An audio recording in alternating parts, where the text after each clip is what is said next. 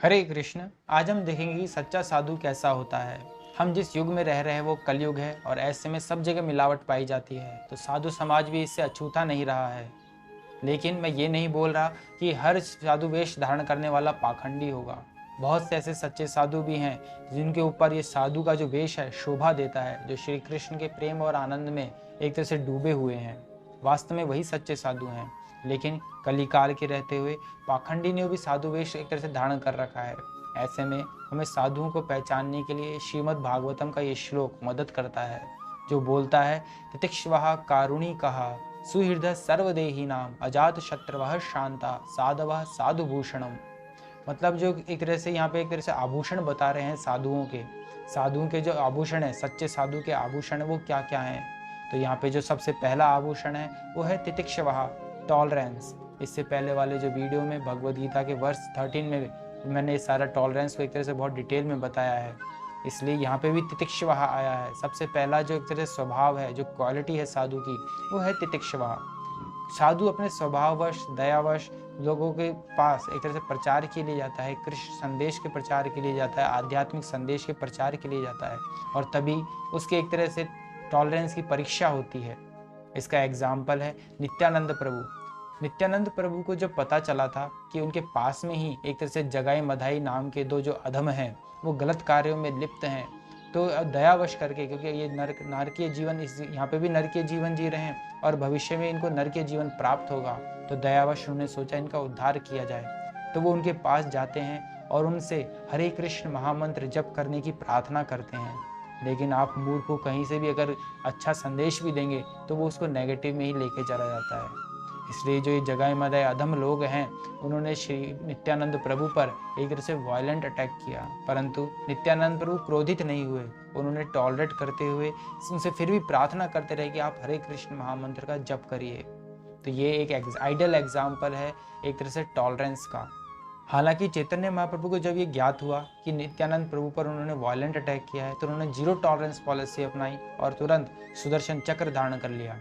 तो भक्तों के प्रति यदि हम गलत व्यवहार करते हैं, ऑफेंड करते हैं, Shri Krishna zero tolerance policy रखते हैं उसके प्रति। जो चैतन्य महाप्रभु जो साक्षात श्री कृष्ण थे, उन्होंने सुदर्शन चक्र धारण किया और ये देखकर जो जगाई मदाई है उनके चरणों पर गिर गए, परंतु फिर भी उन्होंने उनको माफ़ नहीं किया। और माफ़ तब कब किया जब नित्यानंद प्रभु ने प्रार्थना करी। उन्होंने चैतन्य महाप्रभु से बोला कि हे प्रभु, आपने जो ये अवतार लिया है वो अधमों के उद्धार के लिए लिया है, उनको मारने के लिए नहीं लिया है। इसलिए कृपा करके मेरे कारण आपके जो अवतार का जो कारण है उसको एक तरह से नष्ट ना करें। आप अपने सुदर्शन चक्र वापस लीजिए और इन अधमों का उद्धार कीजिए। तो इस तरह जब चैतन्य महाप्रभु ने प्रार्थना सुनी तो उन्होंने अधमों से जगाई मधाई से एक तरह से प्रॉमिस लिया कि आगे से वो गलत कार्य नहीं करेंगे और हरे कृष्ण महामंत्र का जप करेंगे। तो ये एक आइडियल एग्जाम्पल था टॉलरेंस का। दूसरा एग्जाम्पल जो होता है, हरिदास ठाकुर भी हैं।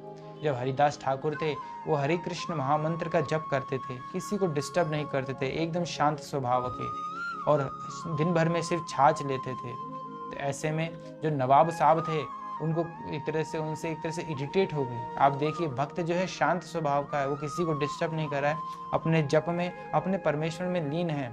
ऐसे में नवाब साहब उनसे भी एक तरह से द्वेष पैदा करते हैं। तो ये संसार ऐसे दुष्टों से भरा हुआ है।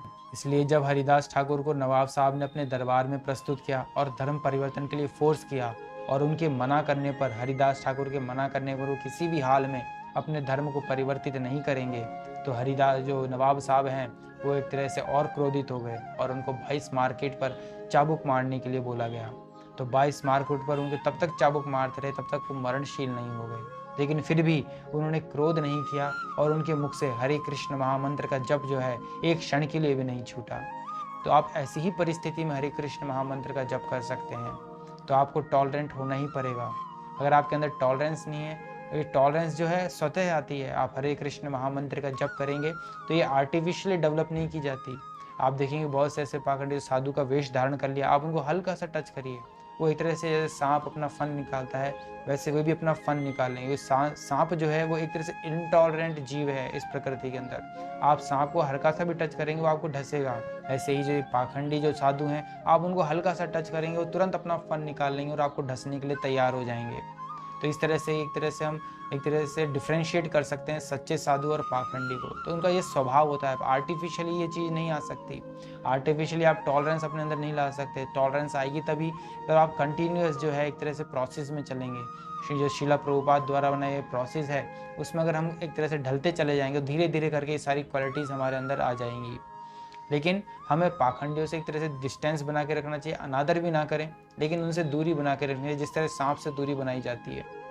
धीरे धीरे करके यदि वो साधु बनते तो वेल एंड गुड, लेकिन अगर वो साधु नहीं बनते हैं तो वो हमारा नुकसान करने के लिए पर्याप्त एक तरह से सक्षम है। इसलिए ऐसे पाखंडियों से दूरी बनाए रखनी चाहिए। यहाँ पर जब मैं सहनशीलता की बात कर रहा हूँ तो ये साधुओं के लिए है, रक्षकों के लिए नहीं, क्षत्रियों के लिए नहीं। इसका एग्जाम्पल परीक्षित महाराज हैं। परीक्षित महाराज को जब शाप मिला तो उन्होंने हाथ जोड़ के टॉलरेंट पॉलिसी अपनाई और स्वीकार किया, क्योंकि उनको पता था कि उनसे गलत हुआ है, तो उन्होंने इसको स्वीकार किया और अपने जो कर्तव्य पथ पर आगे बढ़े। इसके विपरीत जब कली काल को उन्होंने देखा कि काली गाय को मार रहा है, क्योंकि गाय भी नागरिक है राजा की प्रजा में, गाय कोई अलग नहीं है। जब आप एक किसी जगह के एक राजा कहलाते हैं तो मतलब चींटी से लेकर मनुष्य तक सब आपके नागरिक में आते हैं और आपको सबके कल्याण के लिए सोचना पड़ेगा। तब उस कली काल को बिना किसी कारण से गाय को मारते हुए देखा गया तो उन्होंने तुरंत तलवार निकाली और उसको मारने के लिए तत्पर हो गए। तो वहाँ पे उन्होंने कोई एक तरह से सहनशीलता नहीं दिखाई, क्योंकि रक्षक अगर सहनशीलता दिखाएगा तो समाज जो है अंदर जो है एक तरह से गलत कार्य से भर जाएगा, दुष्टों से भर जाएगा, पाखंडियों से भर जाएगा, सारे गलत कार्य होने लग जाएंगे। इसलिए क्षत्रियों के लिए और रक्षकों के लिए कहीं भी टॉलरेंस पॉलिसी जो है एक तरह से शोभायमान नहीं होती है। यहाँ पर हम देखते हैं परीक्षित महाराज जो साधु स्वभाव के थे लेकिन फिर भी वो एक रक्षक की पोजीशन पे थे। जब वो रक्षक की पोजीशन पे आए तो उन्होंने टॉलरेंस पॉलिसी को नहीं अपनाया और अपनाना भी नहीं चाहिए। यहाँ पर एक कहानी भी है सहनशीलता से रिलेटेड जो हमारे शास्त्रों से मैच होती है।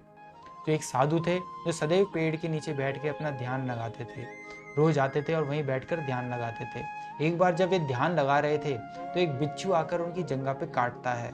जब से उनको काटता है तो बिच्छू को हटा के अलग कर देते हैं और पुनः अपने ध्यान में लग जाते हैं। ऐसे करके दोबारा वो बिच्छू आता है उनकी जंघा पर, दोबारा काट लेता है, वो दोबारा उसको हटाते हैं और दोबारा से अपने ध्यान में लग जाते हैं। ऐसे ये घटना जो है 3-4 बार होती रहती है कंटिन्यूअस। ऐसे में पास में खड़ा व्यक्ति जो होता है वो देख रहा होता है, वो साधु के पास आता है और बोलता है आप इसको एक बार में मार क्यों नहीं देते, ये बार बार आपको एक तरह से डिस्टर्ब कर रहा है, आप इसको ख़त्म कर दीजिए। तब साधु उनको जवाब देते हैं कि ये बिच्छू जो मुझे काट रहा है वो अपने स्वभाववश काट रहा है और मैं इसको बार बार माफ़ कर रहा हूँ, ये मेरा स्वभाव है। जब ये बिच्छू अपना स्वभाव नहीं त्याग रहा तो मैं अपना स्वभाव कैसे त्याग दूँ। तो ये जो सहनशीलता जो है, जो क्षमा भाव जो है साधुओं के अंदर स्वभाव में होता है, उनको अलग से प्रैक्टिस करने की आवश्यकता नहीं होती। ये सतह के अपने ध्यान में या आध्यात्मिक राह में जैसे जैसे आगे बढ़ते चले जाते हैं, ये सारे जो दैवीय गुण हैं उनके अंदर स्वतः आते चले जाते हैं। तो आगे के वीडियोस में हम देखेंगे कि और कौन कौन से आभूषण साधुओं में पाए जाते हैं। हरे कृष्ण।